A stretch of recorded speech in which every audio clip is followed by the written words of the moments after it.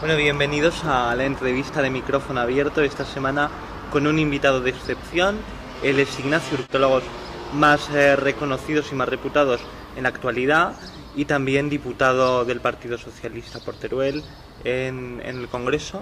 ¿Cómo estás? Hola, muy buenas tardes. Bueno, tenemos también a nuestro compañero Sergio Rupérez. Hola, buenas tardes. Analista de Micrófono Abierto. Bien, queríamos hablar lo primero del libro.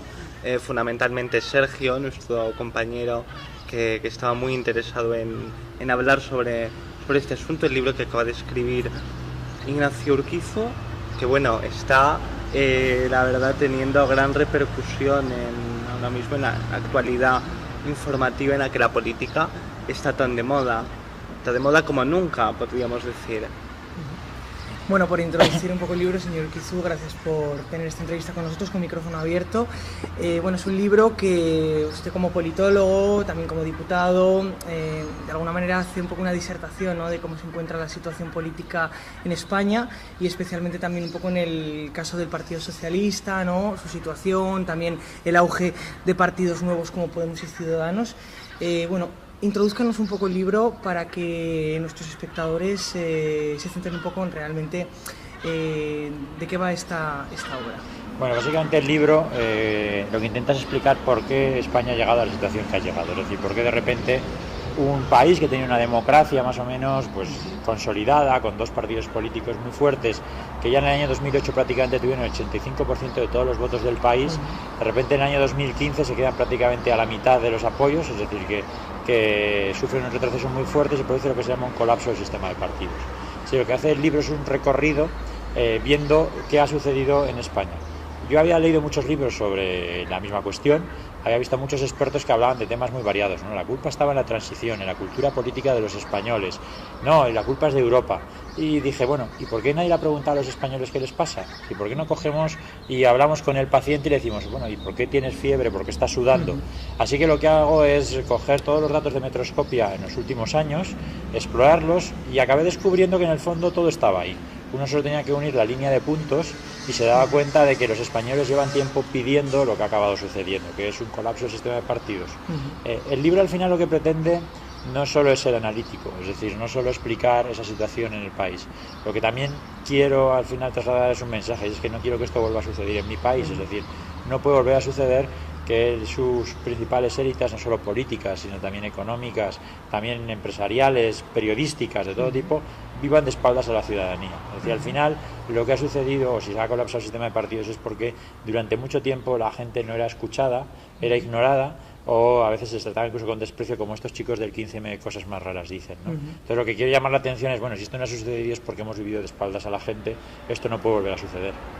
El problema que se denuncia en el libro, ¿cree que se puede repetir? Porque sí que es verdad que muchas veces la ciudadanía tiende a quejarse de que los políticos hacen más politiqueo que política, ¿no? Y bueno, el otro día pudimos ver el debate, el nuevo cara a cara, ¿no?, entre Rivera y Pablo Iglesias, y parecía que volvían a caer en eso, ¿no? Sí. Más en el politiqueo que en la política. Por tanto, los nuevos partidos pueden realmente llevarnos otra vez a esa situación que genere desafección, ¿o es una cosa del pasado únicamente? Desde luego que los nuevos partidos parece que no están entendiendo tampoco ya el mensaje, ¿no? Uno veía el debate el otro día, creo que de Salvados, ¿no?, que estabas diciendo, y te da la sensación de que esas personas en muy pocos meses habían envejecido mucho. Ya empezaban a aparecer eso que ellos llamaban despectivamente vieja política. ¿Qué es la vieja política como yo la entiendo? ¿O qué es la nueva política, mejor dicho? Veámoslo en positivo. Es dar respuestas nuevas a problemas antiguos. No es la primera vez que hay desigualdad, no es la primera vez que hay corrupción, no es la primera vez que nuestra democracia pasa por problemas. Lo que pasa es que como la sociedad es tan distinta hay que dar respuestas nuevas.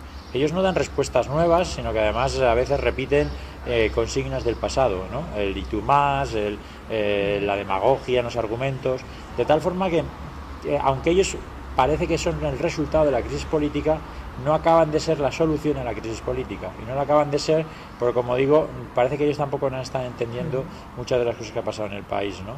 Entonces yo creo que esto es una cosa bastante seria, que nos tenemos que poner todos realmente a trabajar en esta cuestión, en cómo resolver la desafección ciudadana, y tengo la sensación que los partidos nuevos tampoco lo han conseguido. Por seguir profundizando un poco en la problemática, pero ya alejándome de lo que es el contexto político, sino centrándome más en los ciudadanos, ¿cree que también los ciudadanos como concepto tenemos mucha responsabilidad en todo lo que ha ocurrido en este país? Bueno, yo creo que los ciudadanos son víctimas realmente, es decir, lo que ha sucedido es que ellos tenían unas demandas muy fuertes y no ha habido un respaldo, ya digo, incluso desde los medios de comunicación, ignorándoles con algunas portadas, con algunos editoriales. Es decir, que al final lo que ha hecho la gente es organizarse de diferentes modos. Se han organizado formando partidos políticos nuevos o plataformas ciudadanas, pues se han organizado formando nuevos medios de comunicación que vemos en las redes sociales, ¿no? Es decir, que hay ahora mismo una mayor pluralidad informativa gracias a las nuevas tecnologías, y eso es el resultado de gente como el diario.es, Infolibre, otros medios donde la gente se suscribe y paga por tener información distinta a la tradicional, ¿no? Entonces yo creo que la gente ha sido víctima. En todo caso, si algo quizá no han hecho bien, seguramente no haberse interesado más por la política antes. Es decir, sí que es verdad que uno cuando mira con un poco de luces largas hacia el pasado descubre que España ha sido siempre tradicionalmente un país con muy poco interés por la política, sobre todo desde el punto de vista comparado con de otras democracias europeas. Eso es verdad que estos años ya se ha acabado, se ha producido una repolitización de la sociedad y el interés por la política ha aumentado muchísimo, pero si una lección también tiene que sacar a los ciudadanos es que si ellos no se preocupan por la política sí que se preocupa por ellos y pueden pasar cosas como las que han pasado. Volviendo a lo que es el libro, es verdad que está teniendo mucho éxito mediático, se está comentando bastante, lo hemos visto en distintos medios de comunicación, en distintas entrevistas también como esta. Incluso hay gente que lo está ya considerando hasta un referente ideológico, ¿no? Porque se oye poco las ideas últimamente. ¿Cree que realmente este tipo de obras, este tipo de libros pueden ayudar a la política?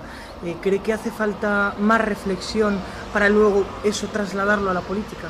Es lo que yo he pretendido con este libro y con lo que pretendí con mi primer libro también, es decir, intentar un poco aumentar el debate de ideas. Creo que una parte de la crisis política también se explica por el debate público de baja calidad que sufrimos en el país, ¿no?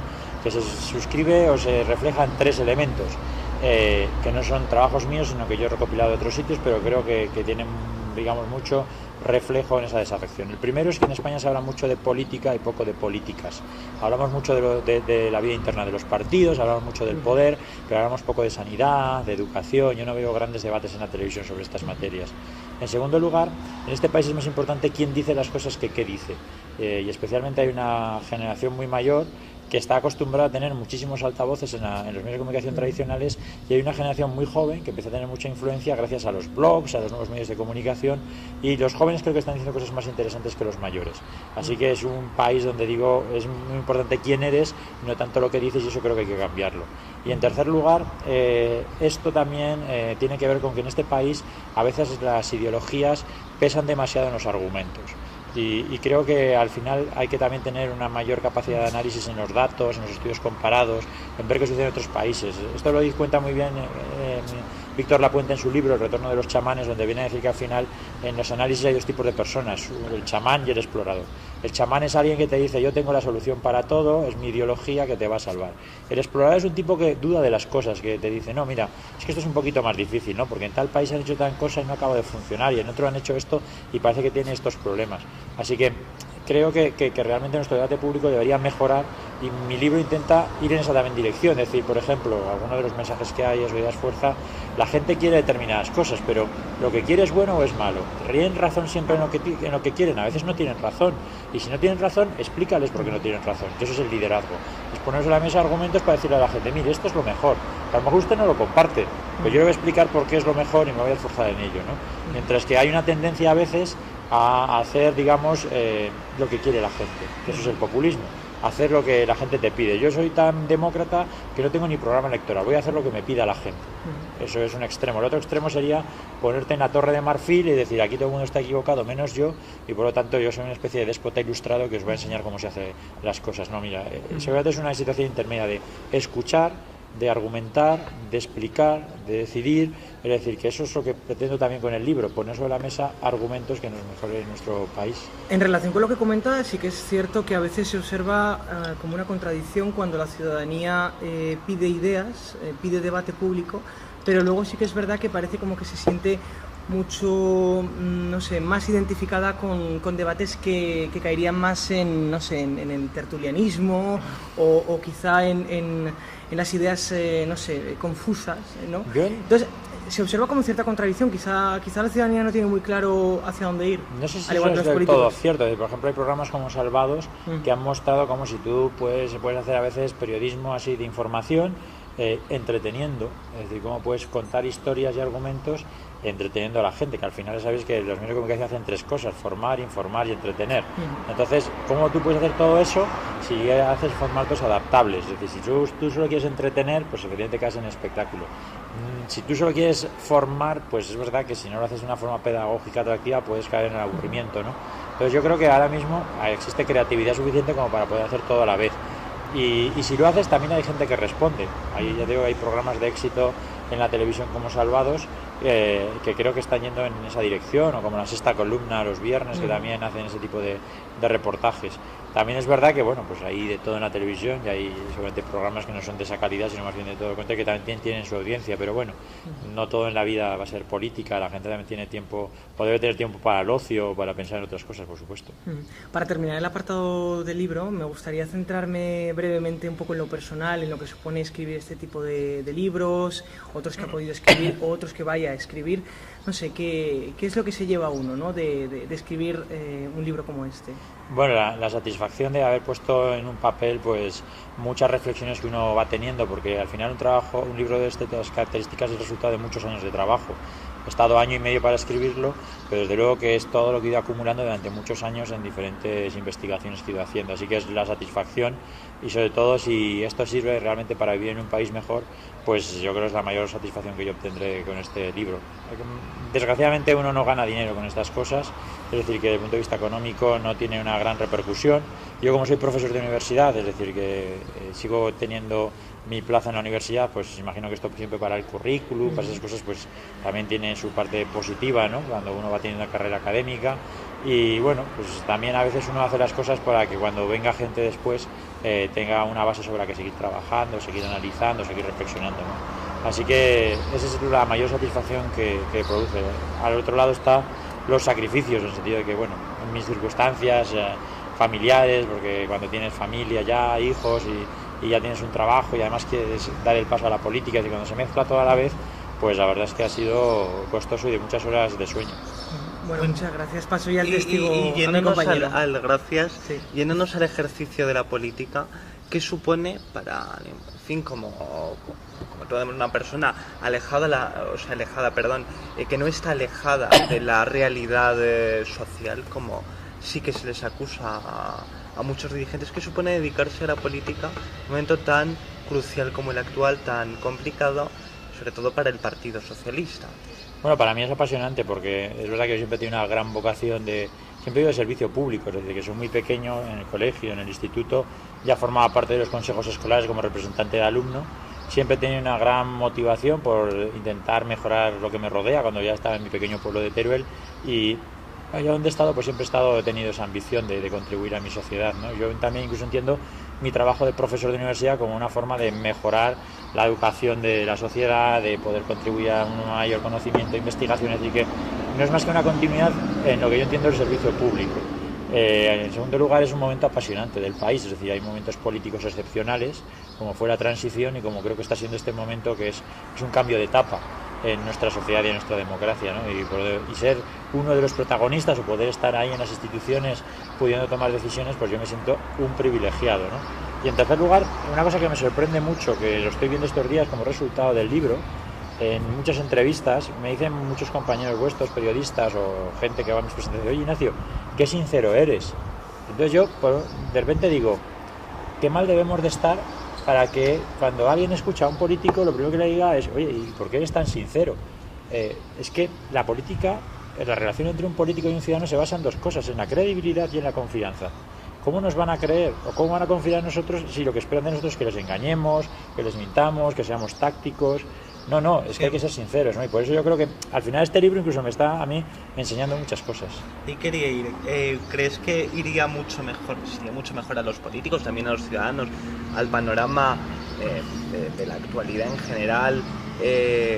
¿Nos iría mejor si los políticos fuesen más sinceros, si no nos mintieran como muchas veces hacen, y podríamos decir mayoritariamente, Bueno, o al menos tenemos esa sensación. Claro, yo visto desde el otro lado, porque yo tengo muchos compañeros de partido que están en política, y no solo de mi partido, sino de otros partidos, es decir, que la inmensa mayoría de ellos yo sí que veo sinceridad en sus motivaciones, en sus argumentos, y que están aquí. Otra cosa es que yo disienta en ocasiones pues con mis adversarios políticos de las políticas que quieren implementar o de los objetivos que persiguen como políticos, ¿no?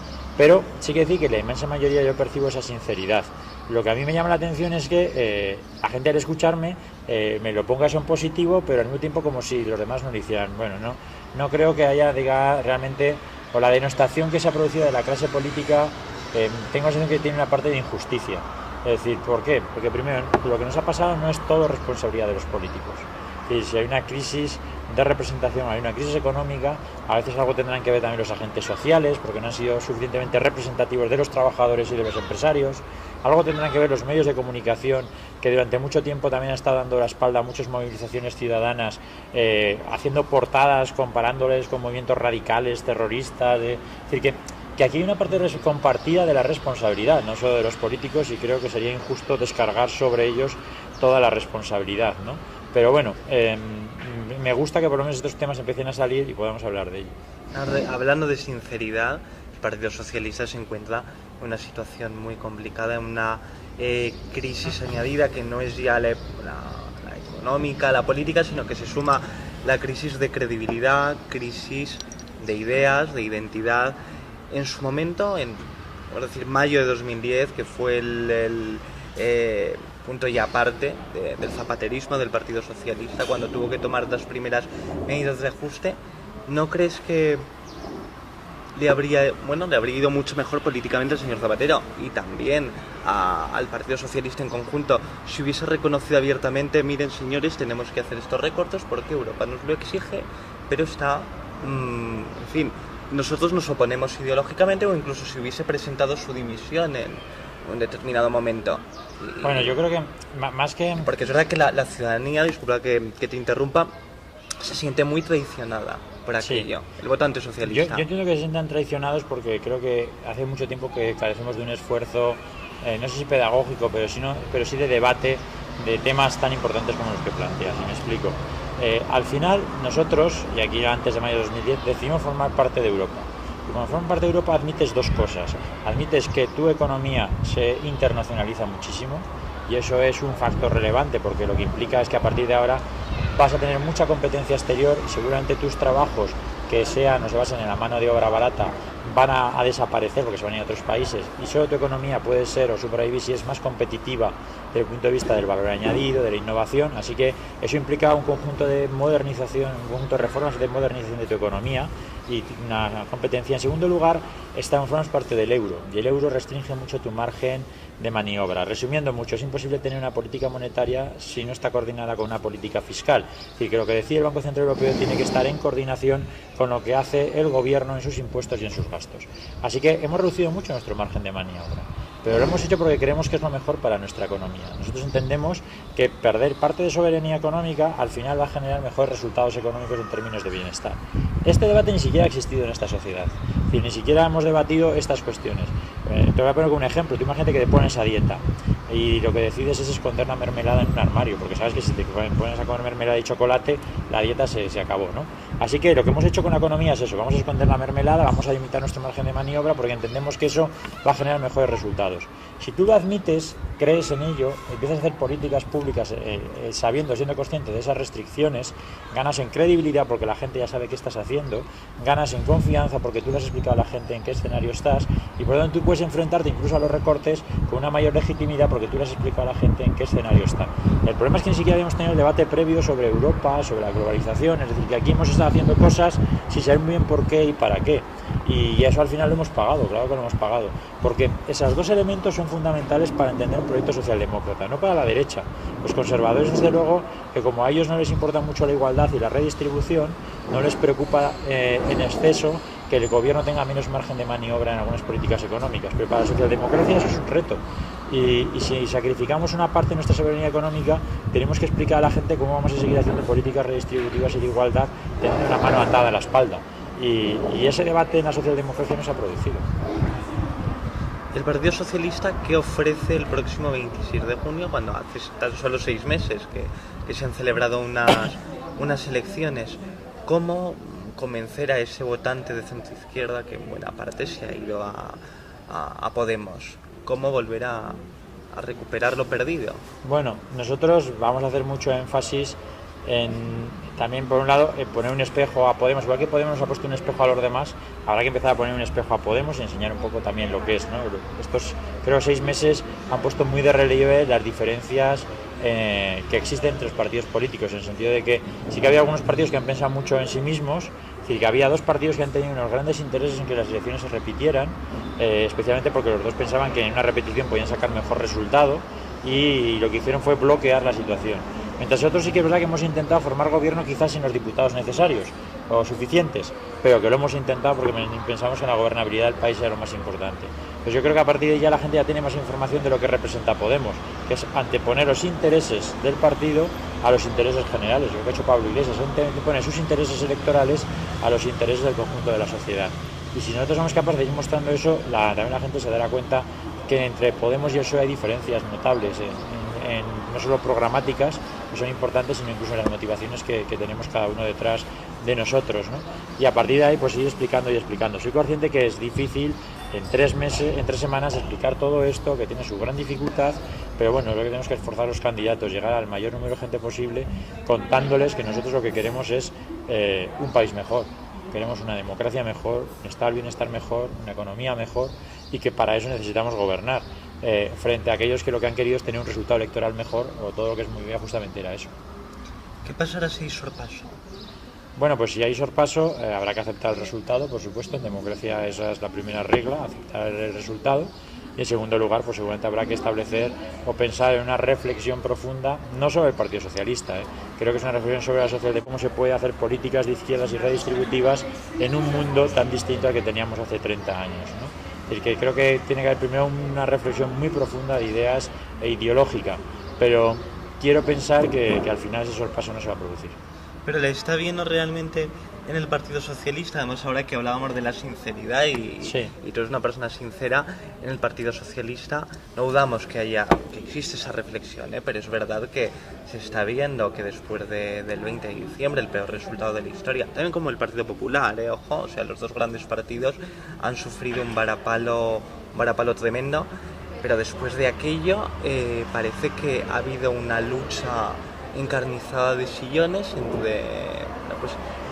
entre Susana Díaz, Pedro Sánchez y los varones, de una reflexión profunda, que es quizá lo que esperaban muchos ciudadanos. Como hubo una cierta oportunidad de gobierno, seguramente todas esas reflexiones se aplazaron, ¿no?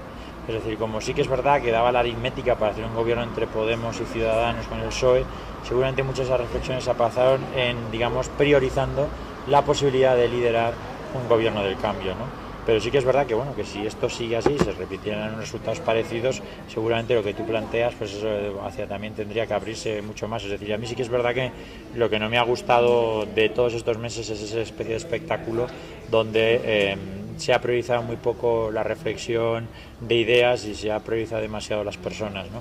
Yo creo que hay que ir todavía un paso atrás. Vamos a empezar primero a debatir qué significa ser de izquierdas en el siglo XXI, que creo que todavía no queda del todo claro a mucha gente, y a partir de ahí vamos a ver qué personas pueden estar liderando esas cosas. A lo mejor es Pedro Sánchez quien tiene que seguir liderando todo esto, es decir, que en ningún sitio está escrito que no tenga que ser Pedro Sánchez, ¿no?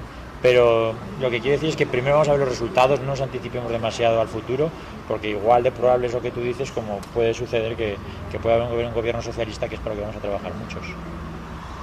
No, porque hablábamos de cambio, pero ¿qué cambio se está produciendo realmente en esta segunda transición? Porque la nueva política por ahora nos ha traído un bloqueo institucional sin precedentes y, según pronostican las encuestas, un gobierno reforzado del Partido Popular.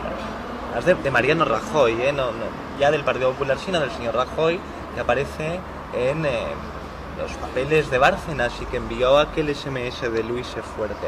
Por lo tanto, ¿dónde está el cambio? Realmente es paradójico. Es que realmente yo creo que no va a haber un cambio muy profundo entre el 20 de diciembre y el 26 de junio, porque el único cambio sustancial desde el punto de vista electoral es la unión de Podemos con Izquierda Unida. Todo lo demás está igual y la gente tampoco cambia de voto de un día para otro. Es decir, la gente suele tener ideas y anclajes muy sólidos. ¿Hay trasvases de votos? Sí, pero no son no son corrientes tan grandes como para producirse vuelcos en pocas semanas, ¿no? Entonces, seguramente la gente va a votar muy parecido. ¿Dónde está el cambio real? El cambio no tiene que ver con estos meses, tiene que ver con todo lo que se ha producido en nuestra sociedad en los últimos años, en una aparición de una nueva generación más formada, más informada, más horizontal en sus comportamientos, más tecnológica a la hora de relacionarse y, sobre todo, lo importante, y los que están pagando la crisis.